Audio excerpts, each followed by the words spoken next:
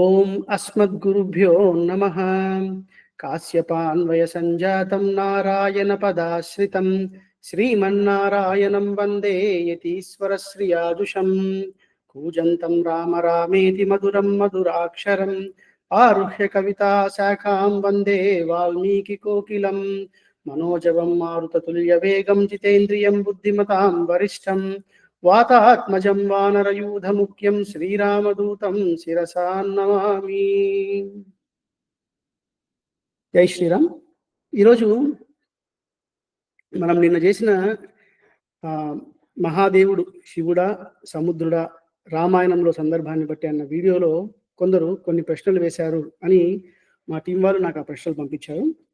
మహాదేవ శబ్దం సముద్రునికే ఎందుకు ఆ పరిస్థితుల్లో ఆ సందర్భంలో వర్తించింది అని ఇంకొన్ని ప్రమాణాలు చూద్దాము. వీటన్నిటికీ ప్రామాణికంగా సమాధానాన్ని తెలుసుకునే ప్రయత్నం చేద్దాం. ఏదో నాకు అనిపించింది కదా, నేను చెప్తున్నాను కదా అని మీరు వినాల్సిన అవసరం లేదు. నేను ప్రమాణాన్ని చెప్తాను, దాన్ని బట్టి మీరు ఆలోచించుకుందరు. కానీ మొదటి ప్రశ్న మహాదేవ అన్న దాని గురించి అనమాట. గోవిందరాజీయం ప్రకారం మనం ఆల్రెడీ గోవిందరాజీయ వ్యాఖ్యానం ప్రకారం ఆల్రెడీ ఒకసారి ఎన్నో ప్రమాణాలతో ఎందుకు ఇది మహాదేవ శబ్దం ఆ సందర్భంలో సముద్రుడికి వర్తిస్తుంది అని చూశాం. అంటే మొదటిది పూర్వాపరాలను పరిశీలించాము. ఏంటి, ఎలా అన్వయించుకోవాలి, అన్వయం ఎలా ఉండాలి అని మనశ్రీ అన్న పదం చూసాము, విమానం అన్న పదం చూసాము, శ్రీమాన్ అన్న పదాన్ని చూసాము, ఎలా అది మారుతుందో చూసి డిస్కస్ చేశాము. రెండవది కేవలం వాల్మీకి రామాయణాన్ని ఆధారంగా పెట్టుకునేసి అనేక సందర్భాలలో ఏ విధంగా పదాల యొక్క అన్వయం మారింది, మహాదేవ అంటే ఈ సందర్భంలో సముద్రుడు అని ఎందుకు అనాలి అని తెలుసుకున్నాం. తర్వాత పురాణాలలో ఇలా ఉంది, అవి అక్కడ అలా ఉంది, ఇక్కడ ఇలా ఉన్నప్పుడు ఎలా చేయాలి అని అన్నప్పుడు ఇతిహాసానికి విరుద్ధంగా ఉన్నప్పుడు పురాణాన్ని మనం స్వీకరించము అన్న ఒక సూత్రాన్ని, పెద్దలు చెప్పిన సూత్రాన్ని, పౌరాణికులు పెద్దలు శాస్త్రజ్ఞులు తెలిసిన ప్రమాణాన్ని చెప్పిన ప్రమాణాన్ని మనము చూసామన్నమాట. తర్వాత కల్పాంతర పాఠం ఇక్కడ ఎందుకు అప్లై అవ్వదు అన్న విషయం కూడా తెలుసుకున్నాం అనమాట. అసలు ప్రమాణము అని అంటే ఏంటి, ప్రమాణానికి లిస్ట్ ఏంటి అని కూడా తెలుసుకున్నాం. మొదట శృతి, స్మృతి, ఇతిహాసం, పురాణం, ఇదే ఆర్డర్లో మనం తీసుకోవాలి అని చెప్పుకున్నాం అనమాట. పురాణంలో కాన్ఫ్లిక్ట్ ఉంటే పురాణానికి ఇతిహాసానికి కాన్ఫ్లిక్ట్ ఉంటే ఇతిహాసం, ఇతిహాసానికి స్మృతులకి కాన్ఫ్లిక్ట్ ఉంటే స్మృతులకి ఆధారంగా మనం అన్వయించుకోవాలి. అన్నిటికీ మించి వేదంతో కాన్ఫ్లిక్ట్ ఉంటే వేదమే పరమ ప్రమాణంగా ఉంటుంది అని మనము తెలుసుకున్నాం అనమాట. ఈరోజు మనము మహాదేవ శబ్దం ఎందుకు సముద్రుడికి అని ఇంకొన్ని సందర్భాలు చూద్దాము. అయితే దీంట్లోకి వెళ్ళే ముందు ఒక చిన్న ప్రశ్న. సురపతి, సురపతి అన్న పదం ఎవరికి వర్తిస్తుంది? సురపతి, సుర అంటే దేవతలు, పతి అంటే ప్రభువు. దేవతలకు ప్రభువు ఎవరు? మహేంద్రుడు కదా, అంటే ఇంద్రుడు కదా. ఇంద్రుడు కదా దేవతలకి రాజు. మరి రామాయణం ఏం చెప్తోంది? తాన్ సర్వాన్ వ్రీడితాన్ దృష్ట్వా సురాన్ సురపతిస్తదా గమనాయోపచక్రామ దిశం వరుణ పాలితాం. ఇది కుమార సంభవం అన్న ఘట్టంలో, బాలకాండలో వాల్మీకి మహర్షి చెప్పిన శ్లోకం అనమాట, ఘట్టం. దాంట్లో సురపతి అని మహాశివుణ్ణి, పరమశివుణ్ణి సంబోధించాడనమాట. అదేంటండి, సురపతి అని అంటే ఇంద్రుడు కదా, మరి శివుడికి ఎలా వర్తిస్తుంది? సురపతి అని అంటే దేవతలకు ప్రభువు విష్ణువు అని చెప్పచ్చు, సురపతి అని అంటే ఇంద్రుడని చెప్పచ్చు. మరి ఆ రెండు చెప్పకుండా ఇక్కడ శివుడనే ఎందుకు చెప్పారు? తప్పు కదా.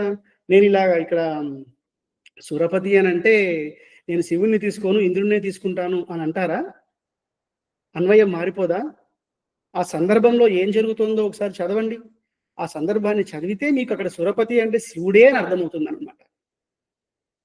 సో సురపతి అన్న పదం ఏ విధంగా అయితే ఇక్కడ శివుడికి వర్తించిందో, మహాదేవ అన్న శబ్దం కూడా సందర్భాన్ని బట్టి సాగరుడికే వర్తిస్తుంది, సముద్రుడికి వర్తిస్తుంది అని పెద్దగా నిర్ణయం. తర్వాత ఇంకొన్ని సందర్భాలు చూద్దాం. మనం ఆల్రెడీ చూసాము, నారదులు కూడా ఈ సందర్భాన్ని, అంటే రాముడు శివుడి యొక్క శివలింగాన్ని ప్రతిష్ఠించిన సందర్భాన్ని ఎక్కడా చెప్పలేదు. సముద్రాన్ని కట్టడానికి ముందు పరమశివుడు ప్రత్యక్షమైనట్టు ఎక్కడ నారద భగవానుడు చెప్పలేదు. వాల్మీకి మహర్షి తను రాసుకున్న, అంటే ముందు రాసుకున్న, క్లుప్తంగా రాసుకున్న, సంగ్రహంగా రాసుకున్న ఆ సమరీలో కూడా చెప్పలేదు. రామాయణం ఎండ్‌లో కూడా వాల్మీకి మహర్షి చెప్పలేదు. రాముడు సీతమ్మకు చెప్తున్నప్పుడు కూడా చెప్పలేదు. అయితే రాముడు సీతమ్మకు చెప్తున్నప్పుడు చెప్పలేదు గదా! అనంటే ఒక మహానుభావుడు ప్రశ్నించాడు. ఆయన ఏరోప్లేన్‌లో పోతున్నాడు గదా! ఏరోప్లేన్‌లో పోతున్నప్పుడు అంత టైం ఉంటుందేంటి? అందుకే ఇలాగా చిన్న మహాదేవ అన్న శబ్దం వాడేసి వదిలేశాడు. మీకు ప్రమాణం తెలీదు అని అన్నారనమాట. అయితే అలా కాదు. రాముడు సీతమ్మకు చెప్తున్నప్పుడు చెప్పలేదు సరే. కానీ మిగతా వాళ్ళు చెప్పొచ్చు కదా! భరద్వాజ మహర్షి రాముడు భరద్వాజాశ్రమంలో దిగిన తర్వాత రాముడు ఏమేం చేశాడు, ఏమేమి సాధించాడు అని తన దివ్య దృష్టితో చూసిన భరద్వాజ మహర్షి విదితాయాం చ వైదేహ్యాం నరసేతుర్ యథాకృతః అని అన్నాడే తప్ప, నువ్వు నరసేతుని ఎలా నిర్మించావో చూశానని అన్నాడే తప్ప, ఇక్కడ నీకు మహాశివుని శివలింగాన్ని నువ్వు ప్రతిష్ఠించింది నేను చూశానను, శివుడు నీకు ప్రత్యక్షమైంది నేను చూశానను భరద్వాజ మహర్షి చెప్పలేదు. ఈయనకేం అర్జెన్సీ లేదని అనుకుంటున్నాను నేను. తర్వాత రాముడు భరతుడి దగ్గరికి వెళ్ళి కొన్ని విషయాలు చెప్పమని పంపించినప్పుడు కూడా రాముడు హనుమంతుడికి చెప్పాడు. ఏమని? ఉపయానం సముద్రస్య సాగరస్య చ దర్శనం యథాచకారిత సేతు రావణశ్చ యథా హతః. సముద్రుడి వద్దకు వెళ్ళాము, సముద్రుణ్ణి చూశాము, సేతువు నిర్మించాము. రాముడు చాలా రిలాక్స్డ్గా ఉన్నాడు కదా ఇక్కడ. మరి ఇక్కడన్నా పొరపాటున్నా కానీ అయ్యో నాకు పరమశివుడు ఇక్కడ ప్రత్యక్షమయ్యాడు, ఆ మహాదేవ శబ్దం ఇక్కడెందుకు వాడలేదు? సముద్రుడి దగ్గరికి వెళ్ళింది చెప్పాడు, సముద్రుణ్ణి దర్శించుకుంది చెప్పాడు, సేతు నిర్మాణం చెప్పాడు. వీటన్నిటికీ ఇంత ప్రయారిటీ ఇచ్చిన రామచంద్రుడు మధ్యలో మహాదేవ శబ్దం ఇంకొకసారి వాడుంటే బాగుండేదేమో కదా. మరి రాముడు ఇక్కడేం హరిలో లేడు కదా, ఏరోప్లేన్లో ఏం లేడు కదా, ప్రశాంతంగా భరద్వాజాశ్రమంలో కూర్చొని ఉన్నాడు. సో ఇక్కడ కూడా మనకి శివుడిని రామచంద్రుడు శివలింగాన్ని ప్రతిష్ఠించినది కానీ అక్కడ శివుడి ప్రస్తావన ఉన్నట్టు కానీ మనకి రాముడు హనుమంతుడికి చెప్పలేదు. పోని హనుమంతుడు భరతుడి దగ్గరికి వెళ్ళాడు. హనుమంతుడు అంతటా ప్రత్యక్షంగానే చూశారు కదా. అక్కడ హనుమంతుడు భరతుడు వారికి చెప్పింది ఏంటి? తత సముద్రమాసాద్య నలం సేతుమకారయేత్. అంటే రామచంద్రుడు సేతువును నిర్మించాడు సముద్రం దగ్గరికి వెళ్ళేసి. మరి ఇక్కడ ఎందుకు చెప్పలేదు మహాదేవ శబ్దం? అదే భరతుడికి చెప్తూ సతు దత్తవర ప్రీత్య వానరైశ్చ సమాగతః పుష్పకేన విమానేన కిష్కిందాం అభ్యుపాగమత్. లంకలో ప్రయాణమైన పుష్పక విమానము ఎక్కడ దిగింది అంటే కిష్కిందలో దిగింది అని హనుమంతుల వారు చెప్తున్నారు. ఇంతమంది చెప్తున్నారు అంటే నారదుడు, వాల్మీకి, రాముడు, హనుమంతుడు,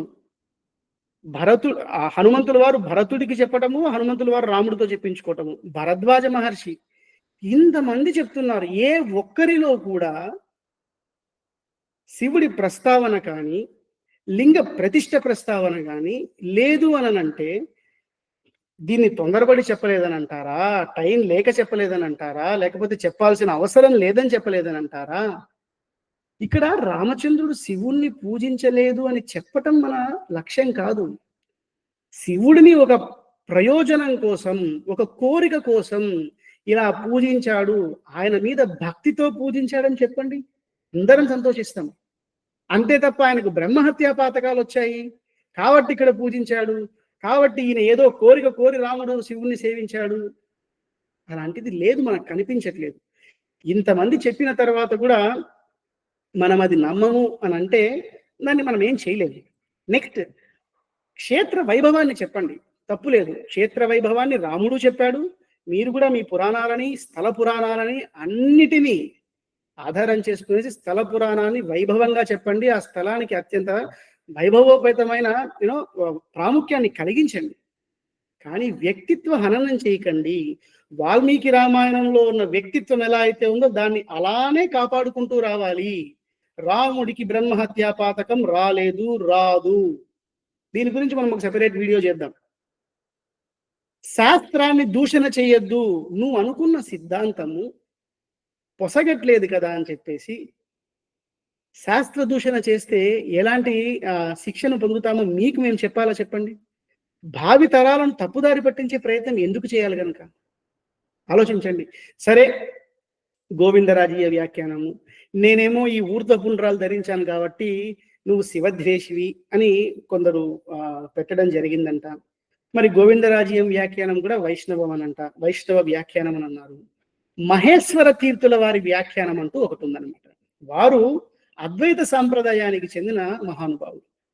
వారు వారి వ్యాఖ్యానంలో ఏం రాశారనంటే, మహాదేవ శబ్దానికి శివుడనే అర్థాన్ని తీసుకోవటం అంత కరెక్ట్ కాదు.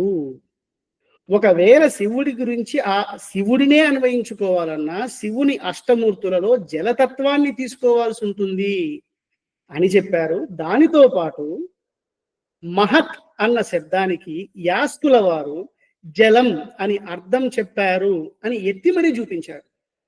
సందర్భోచితంగా మహాదేవ శబ్దం శివుడికి అన్వయం చేయకూడదు, జలానికి అన్వయం జలాధిపతికి అన్వయం చేయాలి. మహత్ అంటే జలము, ఆ జలానికి దేవ అంటే నీటిని అధిష్టాన దేవతగా కలిగిన వాడు సముద్రుడు.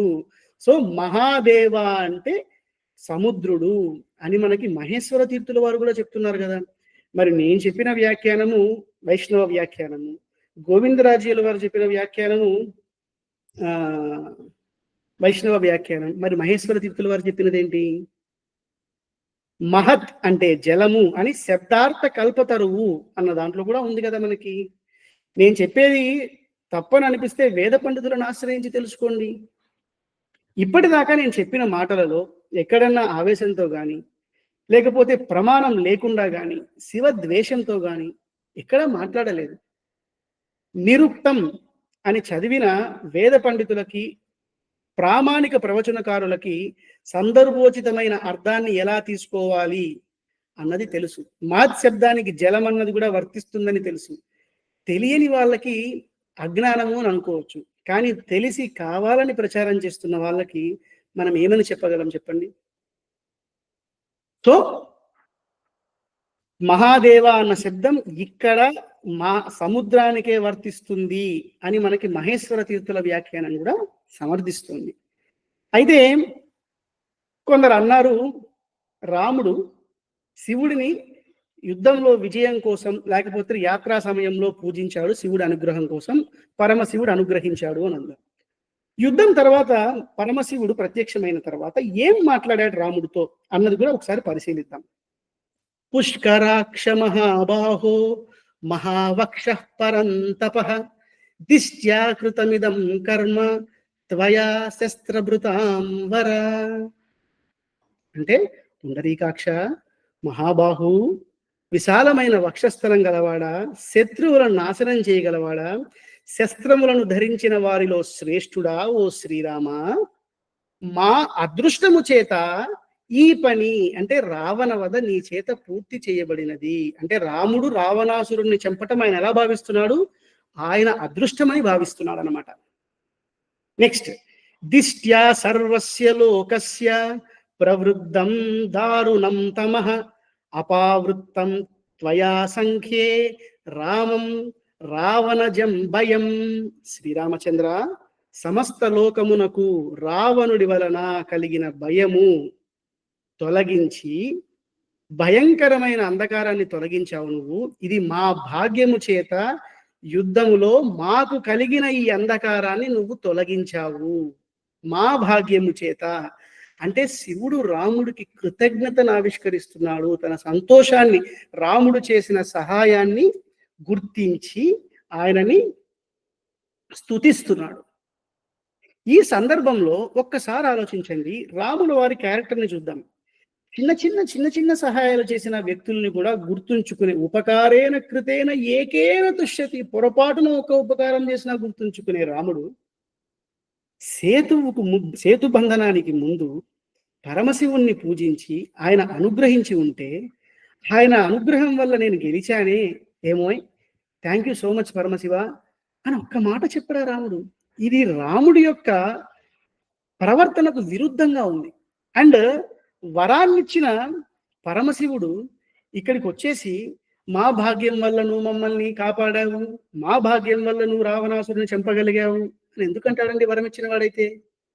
ఇక్కడ మనం అర్థం చేసుకోవాల్సినది, ఇది పరమశివ ద్వేషం కాదు, రామాయణంలో లేని అంశం. రామాయణంలో పరమశివుణ్ణి రాముడు పూజించలేదు కదా, మేము తీసుకోము అని మేము అనట్లే. రామచంద్రుడు శివుణ్ణి పూజించామని, శివుణ్ణి పూజించినా మాకు అభ్యంతరం లేదు, రాముడు పూజించకపోతే కదా కొత్త పూజించి తీరతాడని మేము చెప్పాము ఇంతకు ముందు వీడియోలో కూడా. ఇక్కడ శివద్వేషము కన్నా చరిత్ర ఏంటి అని తెలుసుకునే ప్రయత్నం చేస్తున్నాం. ఆ చరిత్రని తప్పుదారి పట్టించిన ప్రవచనకారుల యొక్క ప్రవచనం ప్రామాణికం కాదు, అది సామాన్యుడికి తెలియాలి అన్న ప్రయత్నం చేస్తున్నామే తప్ప ఒకరి మీద ద్వేషం వెళ్ళబుచ్చటం మా ప్రయోజనం కాదు, అది మా పని కూడా కాదు. ఓకేనా?